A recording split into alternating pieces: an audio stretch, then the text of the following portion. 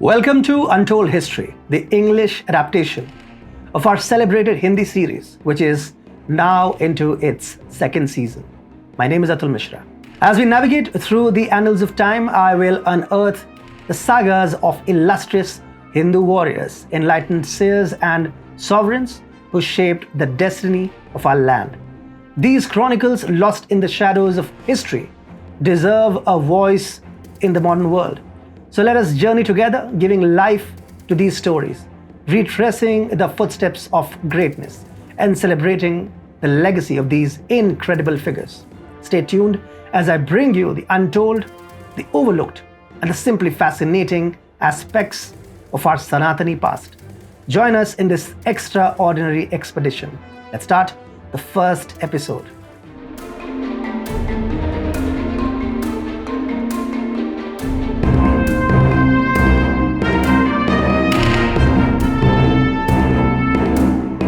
In the bloodstained annals of South India, 1296 marked the advent of Sultan Alauddin Khilji's vicious campaign in Devagiri. Having usurped his father-in-law, Khilji set his avaricious eyes on the prosperous Kakatiya kingdom.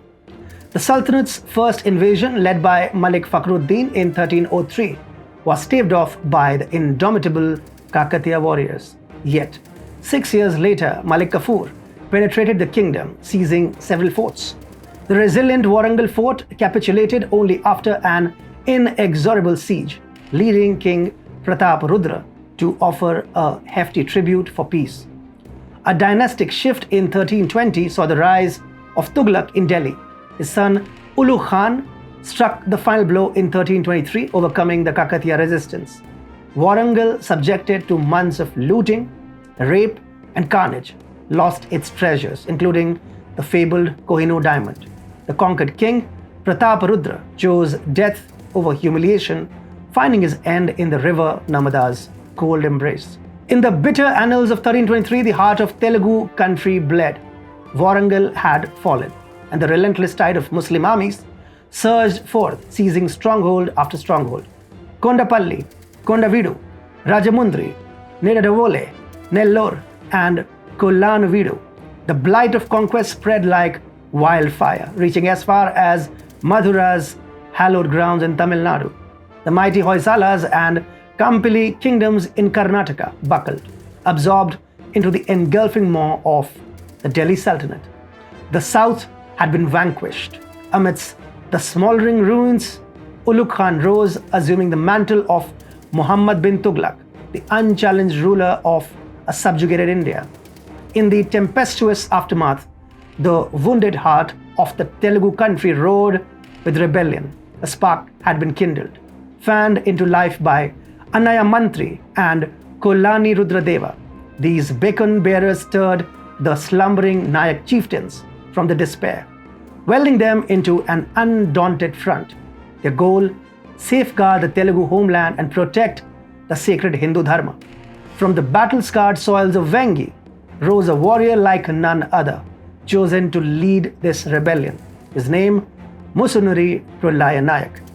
Musunuri Pralaya Nayaka was the inaugural sovereign of the Musunuri dynasty. He wielded his scepter from the heartlands of the Musunuru region till the year of 1333. Born a Kama chieftain, he proved to be more than just a ruler. He was a unifying force, commanding the respect and allegiance of 75 Telugu Nayak clans, including the resilient Recherela Nayaks or Velamas and Pralaya Vema Reddy. As the crimson sun rose above the horizon, the battlefield of Rekapalli stood as a looming testament to the pending clash of wills and weapons. Nestled on the fertile banks of the Godavari River, under the vigilant gaze of the towering Papikondalu range, Rekapalli bore the weight of imminent warfare. Here the valiant Musunuri Pralaya Nayaka stood, his eyes burning with the resolve to reclaim his people's honor. A small yet fierce battalion mirroring his defiant spirit.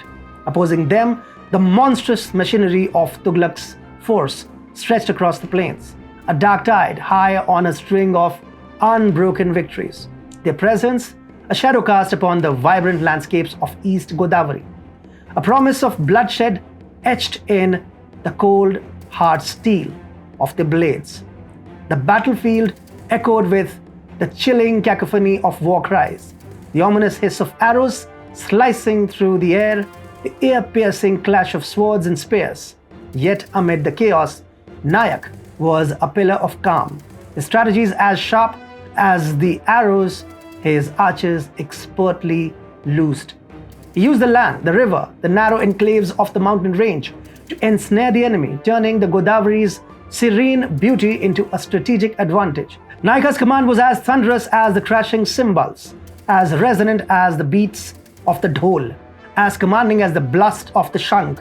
These were not mere instruments of war. They were the heartbeats of a rebellion, a frightening symphony that struck terror into the hearts of Tughlaq's warriors. The archers, their bows drawn with calm precision, rained down a deadly hail on the enemy. The leader himself, Musunuri Prolaya Nayaka, was a spectacle of undying courage and superb leadership. His personal valor an unquenchable flame amidst the storm of warfare. And then, in a climax as sudden as it was decisive, the battle turned.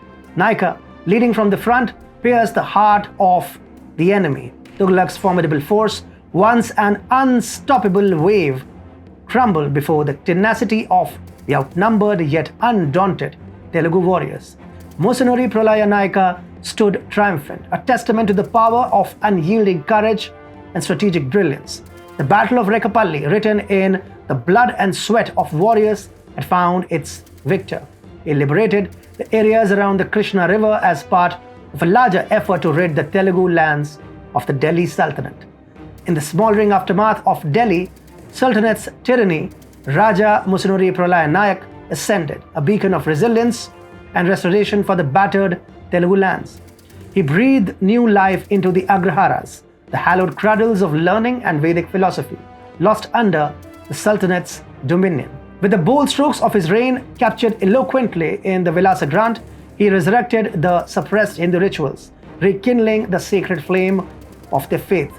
Implementing an equitable tax system, he asked his agrarian subjects for a sixth of the harvest, a small offering for the monumental task at hand.